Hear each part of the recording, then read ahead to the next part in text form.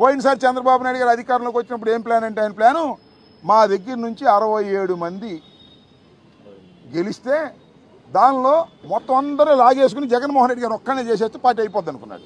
పిచ్చోడు, భ్రమపడ్డాడు. 23 లాగాడు. అయినా ఏం కాల, మనం 151తో గెలిచాం. ఇవాళ మా సోషల్ మీడియాను మొత్తాన్ని కొలాబ్ చేసేద్దాం అనుకుంటున్నాడు. ఒక్కడు కూడా బయటకు వచ్చి సోషల్ మీడియాలో పోస్టింగ్ పెట్టకూడదు, వ్యతిరేకంగా ప్రభుత్వ వ్యతిరేకంగా అనేటువంటి భావనకి వెళ్తున్నాడు. ప్రభుత్వ వ్యతిరేకత స్టార్ట్ అయిపోయింది. అందువల్ల సోషల్ మీడియాని చిందరవందర చేసేద్దాం అనుకుంటున్నాడు. ఆ రోజున 23 మందిని నువ్వు వెళ్తే ఏం చేయలేకపోయావు.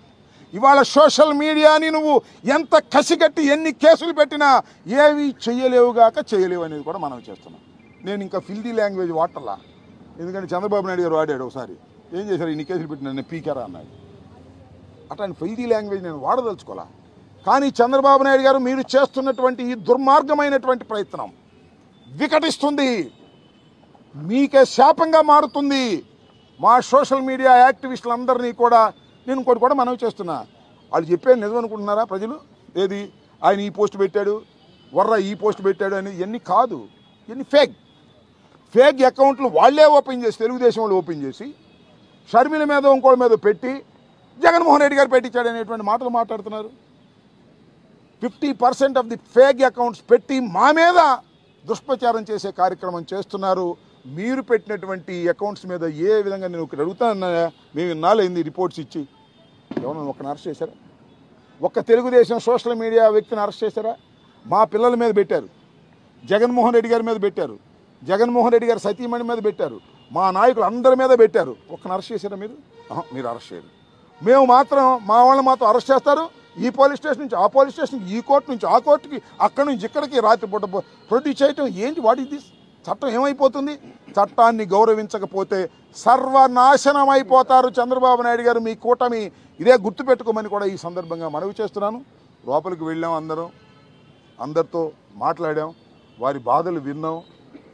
ఎవరు చెప్తున్నాడు, రామకృష్ణ నాయుడు ఎవరు జగన్ పేరు చెప్పి లేకపోతే నీకు పగిలిపోదన్నా అంటావు. వెంకటరామరెడ్డి జగన్ పేరు చెప్పి లేకపోతే నీకు పగిలిపోదన్నా. ఏం చెప్పాలి? ఎవరెవరు పేర్లు చెప్పాలి? ఎవరో తుళ్ళూరు డిఎస్పీని ఎవరు, రేపు ఇంకోటి బట్టికెళ్ళి అమ్మటరామ పేరు చెప్పమంటారు, రాస్తారు. రేపు వెళ్ళి నాని పేరు చెప్పండి, రాస్తారు. నేను మనవి చేస్తున్నా, మేము సిద్ధంగా ఉన్నాం. కార్యకర్తలకు అంత అన్యాయం జరుగుతున్నప్పుడు మేము వెనక్కి వెళ్తాం ఏంటి? వీఆర్ రెడీ ఫర్ ఎనీథింగ్, సిద్ధంగా ఉన్నామని మనవి చేస్తున్నా. ఇంత దుర్మార్గంగా వ్యవహరిస్తున్నారు. రోజు వస్తాం జైలు దగ్గరికి, రోజు మా కార్యకర్తలను అరెస్ట్ చేసిన అందరినీ పలకరిస్తాం, వారితో మాట్లాడతాం, రాటు తేలుతాం. మీరు ఏదైతే చేశారో అదే మాకు అస్త్రాలు అవుతాయి, గుర్తుపెట్టుకోమని కూడా ఈ సందర్భంగా మనవి చేస్తూ, ఇప్పటికైనా మీ దమనకండ ఆపితే ఆపండి, లేకపోతే మీ కర్మ. ఎన్నో చూసాం ఉద్యమాలు, ఎమర్జెన్సీ కాలంలో చూసాం, తీసుకెళ్ళి అందరినీ లోపలేశారు. ఏమైంది? ఎమర్జెన్సీ అవగానే ఇందిరాగాంధీ ఓడిపోయింది. గుర్తుపెట్టుకోమని మనవి చేస్తున్నాం. 5 మాసాలకే ఇంత భయంకరమైనటువంటి సిచ్యువేషన్ని ఇవాళ రాష్ట్రంలో చంద్రబాబు నాయుడు గారు, కూటమి ప్రభుత్వం తీసుకురావడం చాలా దురదృష్టకరం. మళ్ళా చెప్తున్నా, మొన్న ఏదో చంద్రబాబు నాయుడు గారో లేకపోతే లోకేష్ గారో లేకపోతే పవన్ కళ్యాణ్ గారు అన్నారు, ఏంటి బెదిరిస్తున్నారు, బెదిరిస్తే షూ మోటివ్గా కేసులు పెడతామని. బెదిరింపు కాదది.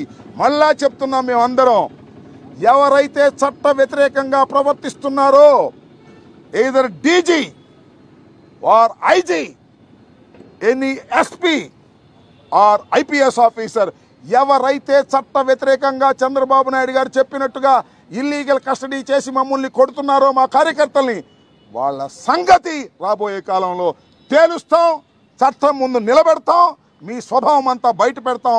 గుర్తుపెట్టుకోమని మనవి చేస్తున్నా. ఇది బెదిరింపు కాదు, చట్ట ప్రకారం చెప్తున్నటువంటి హెచ్చరిక. ఇప్పటికైనా సరిదిద్దుకోండి. నేను చూసా, మొన్న ఎవరో ఒక ఆఫీసర్ పేరు చెప్పకూడదు, చచ్చిపోతున్నాం సార్,